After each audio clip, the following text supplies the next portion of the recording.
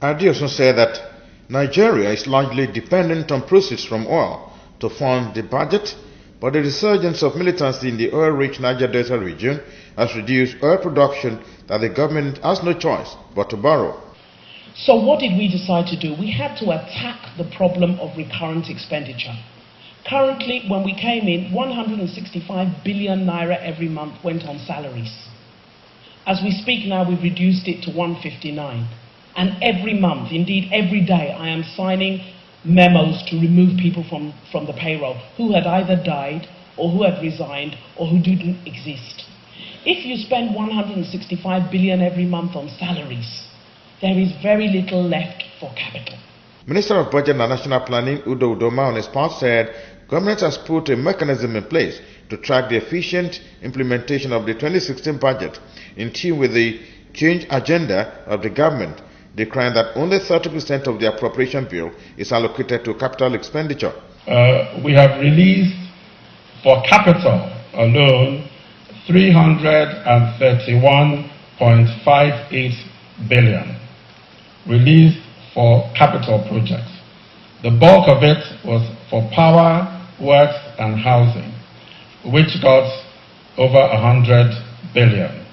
Defense and security, 50 billion.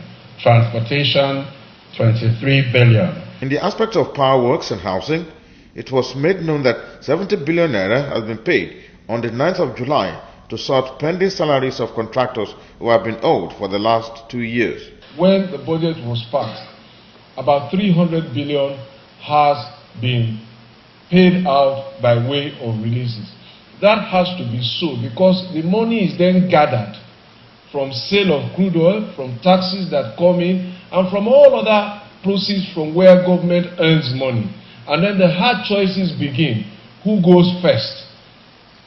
Now, out of that 300 billion plus or minus, my ministries, 3 ministries, have received 102 billion to be specific. While speaking on the ways to diversify the economy, it was said that Nigerians should look into ways to start up farming and as well encourage small and medium-scale enterprises.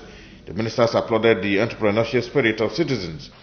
If the mass of people are groaning and saying they are suffering economic deprivations, those in authority, like those who have on this high table, must listen and prepare to initiate policy changes for the betterment of all.